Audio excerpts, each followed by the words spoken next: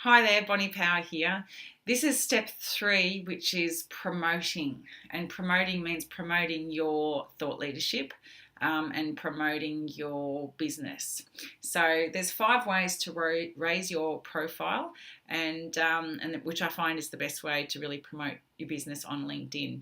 And these are to create pillar content, which is basically creating, as I've talked about in the previous step 2, creating frameworks and content based on your methodologies, your IP, the system, the philosophies that you have. So that's pillar content, and I would suggest that you write at least once a fortnight. I would suggest that you put it onto your website first, and then just for all of the SEO, love to go to your website and then create like an almost duplicate and pop it onto your LinkedIn profile, and then as an article, and then you say to people who are interested in reading that, say, check out my blog. This post was firstly posted on my website, but if you're interested in seeing any more posts or articles, click over to my website. And then I do that because I want you to actually have the start building up your for your Google tracking. You've got cookies. Ideally, you'll have cookies for the Facebook retargeting. So if you don't have that, then ask your web developer, because what you want to do is you want to have the option to start collecting information so that you can start to retarget people. And also, if your clients are actually on Facebook, it doesn't hurt just to put the Facebook cookie on your website now, and so start driving people over, because it's all about the whole thing of preeminence. If you're seen in like 7 different areas around the web or offline, you'll become more trusted rather than them just seeing you on LinkedIn.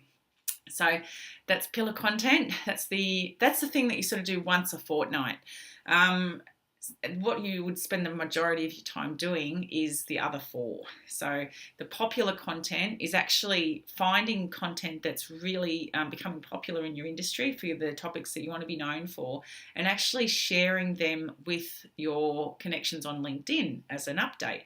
And the best way to find popular content is to go to places like buzzsumo.com, and there's lots of other different tools and things you can use, but that will actually show you what it'll say. What are your keywords? So you might say mortgage broking or financial services or asset management or whatever it is, and they will give you a list of articles that are trending right now on LinkedIn, on the internet, on Facebook, on Twitter, on Instagram, and you can check them out. And if you like any of them, you can share the link, and then you put your little comment on what your take. So if you really agree with one of the points, then you might say something about that, because people are always interested to hear your take on that industry news.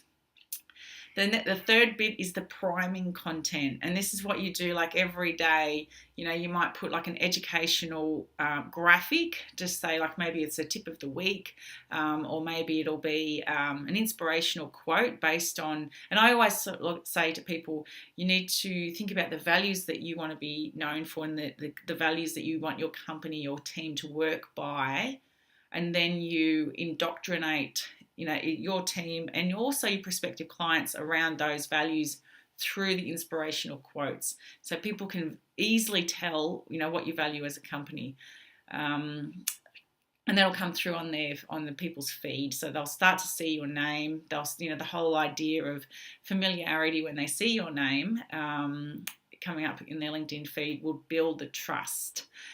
Because what you're going to do in step 4 is to actually connect with them and ask them for a conversation. Then you've got your partners content. So if you have got joint venture partners and you want to support them, you would promote them to your group if you believe that they will be interested in their content.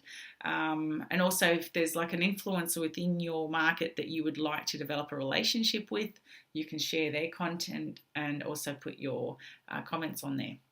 And then the last one is participation content. And I love this one. This is something that is just sort of brand new that I'm trialing out, and it's working really well. And it's all about the thing of like, if you're going to go to networking, if you're going to an industry event, if you're going to be hosting something, what you really want to do is start trying to see if anyone else is actually going to the same event.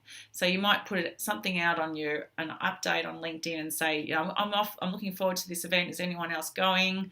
And start to really build the buzz around that. So, because the thing is, it's really hard to develop a relationship online. So if you are going to get all the effort of going to this event or hosting an event, you want to attract as many people as you possibly can to that event. So you're sort of killing a few birds with one stone. You're meeting up with, you know, maybe 15, 20 different people who it's all good to sort of touch base and say hello to in the flesh.